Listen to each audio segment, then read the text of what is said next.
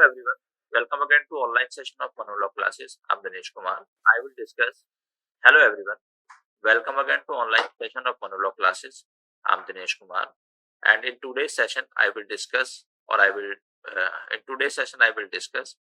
the important topics of current legal GK from 1st November to 15th November 2023. So the first important topic is the Cinematograph Amendment Bill 2023. Cinematograph amendment bill 2023।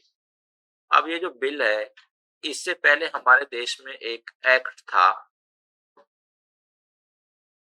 This is cinematograph act 1952। So ये act था 1952 का, but it was not according to the present requirement.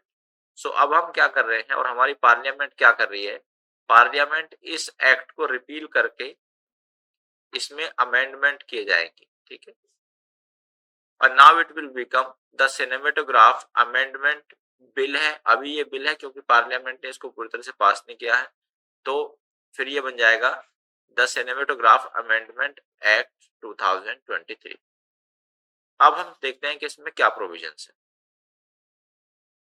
तो इसका anti piracy provisions, तो main इसका provision ये है कि जो हमारी फिल्म इंडस्ट्री है उसकी जो मूवीज बनती हैं उनकी पायरेसी ना हो, और इसमें स्ट्रिक्ट पेनल्टीज इंपोज की गई हैं किस पर, on individual involved in the unauthorised audio visual recording, distribution of copyrighted content. तो बेसिकली सपोज एक पर्सन ने किसी मूवी को बनाया और जब वो मूवी बनाता है तो उस पर बहुत सारे राइट्स होते हैं, ठीक है। साउंड रिकॉर्डिंग का राइट भी होता है, कंटेंट का राइट भी होता है, स्टोरी का राइट भी होता है, तो ये सारे राइट उस मूवी में फॉल करते हैं। तो अब अगर कोई पर्सन किसी भी एक राइट का वायलेशन करेगा, then that person will be punished under the cinematograph amendment act 2023। Now इसके लिए इम्प्रिजनमेंट है 3 months to 3 years। So the minimum punishment is 3 months and it may extend up to 3 years। Second है fine है इसमें 3 lakh rupees to 5% of audited gross production cost, ठीक है। अब यहाँ पर ये 3 लाख रुपीज तो एक बेसिक फाइन है। अब यहाँ पर ये 5% हो सकता है किसका, जो कि उस पर्टिकुलर कंटेंट, उस पर्टिकुलर मूवी की प्रोडक्शन कॉस्ट होगी, उसका भी 5% हो सकता है। Now expansion of copyright coverage, तो जैसा हमने अभी आपको बताया कि जो हमारा 1952 का सिनेमेटोग्राफ एक्ट है, it was not sufficient to cover all the provisions or all the aspect of intellectual property rights, and that is the reason we have amended this particular law। अब यहाँ पर क्या है, government limited power over CBFC. CBFC की full form होती है central board of film certification.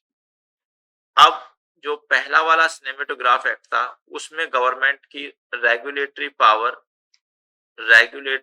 ज्यादा थी, ठीक है। अब ज्यादा कैसे थी, पहले अगर central board of film certification ने, जिसको हम सेंसर बोर्ड भी बोलते हैं, censor we also call it censor board, censor board ने कोई डिसीजन दिया है, ठीक है, तो वहां पर क्या होता था कि उस डिसीजन को रिव्यू करने की पावर किसके पास होती थी, सेंट्रल गवर्नमेंट के पास, यानी कि गवर्नमेंट उसके डिसीजन को रिव्यू कर सकती थी। लेकिन सुप्रीम कोर्ट ने एक डिसीजन दिया, केस का नाम है KM Sankarappa versus union of India 2000, ठीक है।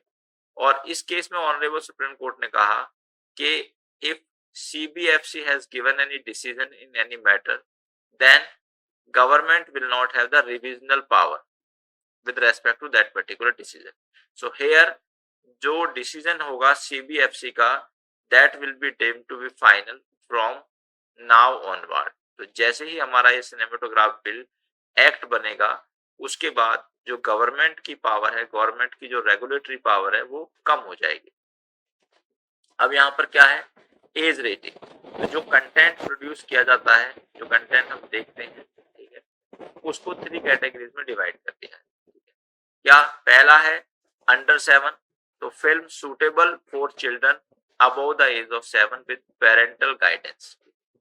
तो अगर कुछ मूवी ऐसी होंगी उन पर मार्क कर दिया जाएगा कि यहाँ पर इस मूवी को जो बच्चे हैं जिनकी एज 7 से बिलो है या 7 से अबव है, तो वो अपने पेरेंट्स के साथ उसको देख सकते हैं। सिमिलरली यहाँ पर 13 प्लस, सिमिलरली यहाँ पर 16 प्लस। तो फिल्म की कैटेगरीज बनाई जाएंगी and film will be divided into 3 categories. एक 7 प्लस चाइल्ड के लिए, और सेकंड 13 प्लस चिल्ड्रन के लिए, थर्ड 16 प्लस चिल्ड्रन के लिए। नाउ अब इसके लिए अमेंडमेंट किए गए हैं, सुटेबल अमेंडमेंट किए गए हैं आईटी रूल्स में, और ये जो प्रोविजंस थे these were provided on the basis of recommendation of Shyam Benegal committee. तो ऐसी रिकमेंडेशन श्याम बेनेगल कमेटी ने 2017 में दी। Now perpetual validity of certificate. तो पहले क्या होता था, जब कोई सर्टिफिकेट सीबीएफसी इशू करता था तो उसकी वैलिडिटी जो पीरियड है वो 10 इयर्स होता था, ठीक है। लेकिन इस बिल में ये प्रोविजन है कि अगर कोई सर्टिफिकेट सीबीएफसी ने प्रोवाइड कर दिया है, so that will remain valid not only for 10 years, rather for perpetual validity. Perpetual validity मतलब हमेशा के लिए, ऑलवेज। तो once a certificate has been issued by the CBFC, that certificate will remain valid always. Now we come to next point or next news. Supreme Court guideline in disposal of cases against MLA and MPs.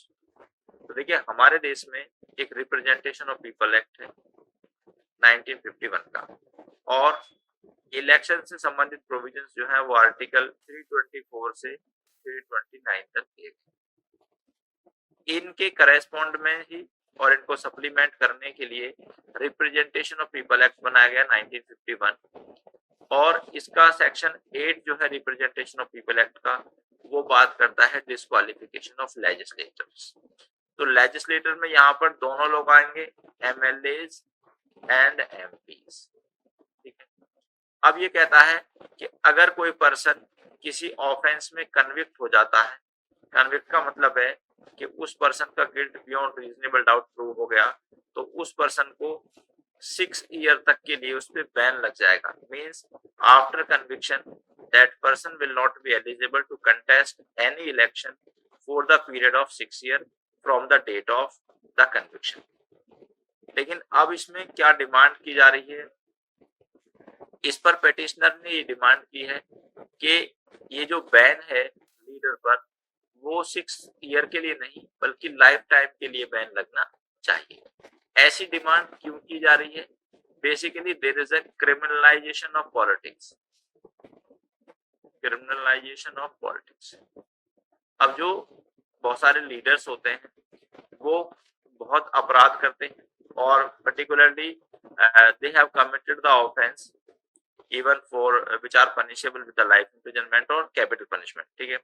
लेकिन उनके trial ही चलते रहते हैं 20-20, 30-30 साल तक, और उनके against या कोई भी फाइनल कोर्ट का वर्डिक्ट नहीं आता, जिसका क्या होता है कि वो कानून के इस लूपहोल का बेनिफिट उठाते हैं और वो फिर भी राजनीति करते रहते हैं, और इसका एक कॉन्सिक्वेंसेस ये होता है कि वो कोई भी अपराध करने से बिल्कुल भी नहीं डरते।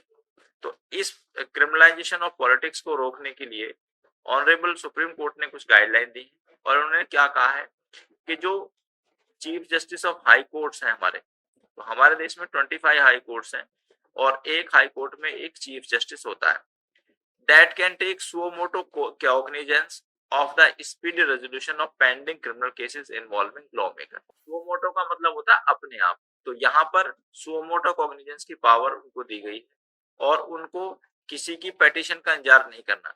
तो अगर उनको लगता है कि भाई किसी जो हमारे लॉ मेकर्स मतलब एमपी एंड एमएलएज हैं, और उनके खिलाफ बहुत सारे पेंडिंग केसेस हैं, क्रिमिनल केसेस हैं, तो उनका स्पीडी ट्रायल किया जाना चाहिए, और इसमें प्रायोरिटी उन लोगों को दी जानी चाहिए जो they have committed the offense that is punishable with death और life imprisonment, and those involve sentences of 5 year और मोर।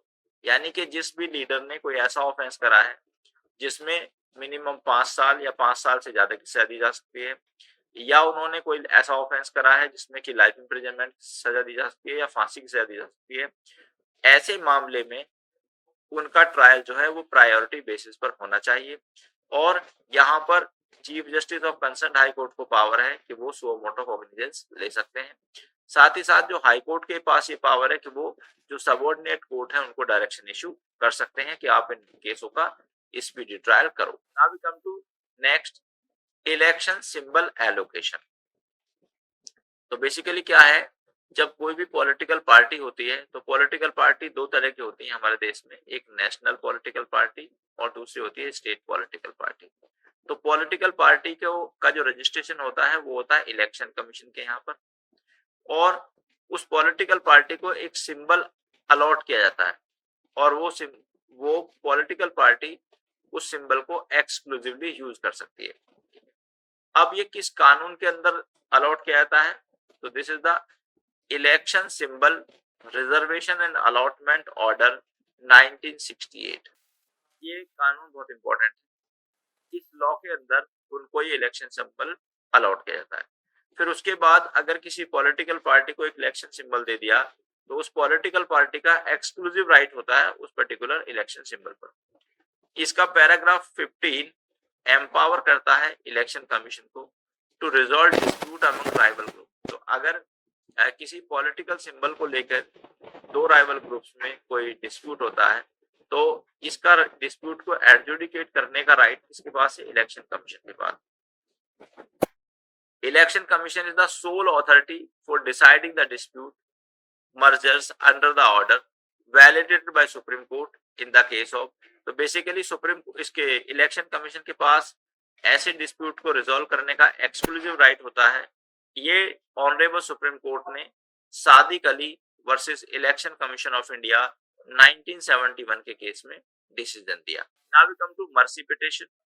तो बेसिकली मर्सी पिटिशन क्या होती है, जब किसी पर्सन को फांसी की सजा दी जाती है यानी कि कैपिटल पनिशमेंट या कोई भी पनिशमेंट दी जाती है और उसका जो मैटर है वो सुप्रीम कोर्ट तक पहुंच गया है, तो मतलब ऑनरेबल सुप्रीम कोर्ट ने उसको एक पार्टिकुलर सजा दी है, तो वहां पर उस पर्सन के पास दो राइट होते हैं।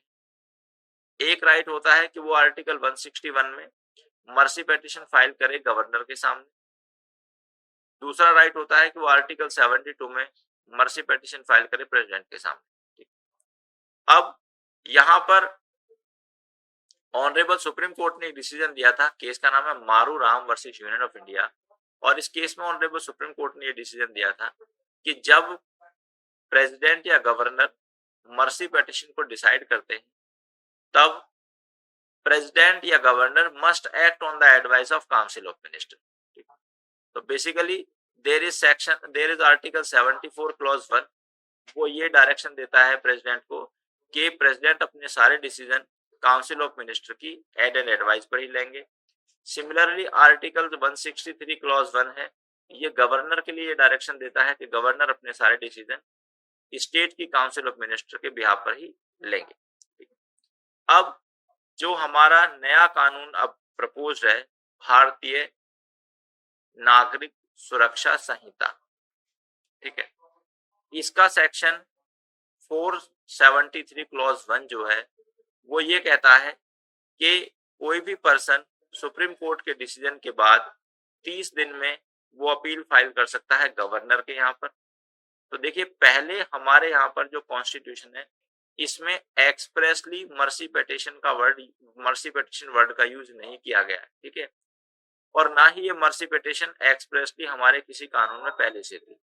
लेकिन जो भारतीय नागरिक संहिता सुरक्षा जो हमारा आया सीआरपीसी का जो दूसरा वर्जन है उसका सेक्शन 473 क्लॉज 1 जो है इसकी बात करता है, और वो कहता है कि अगर किसी पर्सन की अपील जो है वो डिसमिस हो गई है या एडजुडिकेट हो गई है फाइनल, तब यहाँ पर उस पर्सन के पास ये राइट है कि वो 30 डेज में अपनी पिटीशन गवर्नर के सामने पेश करेगा, और अगर गवर्नर ने उसको डिसमिस कर दी तो फिर वो 60 डेज में प्रेसिडेंट के पास अपनी पिटीशन यानी कि मर्सी पिटीशन को भेज सकता है। तो this is all in today's session. I will come again with more such videos. Till then, thank you very much. Goodbye.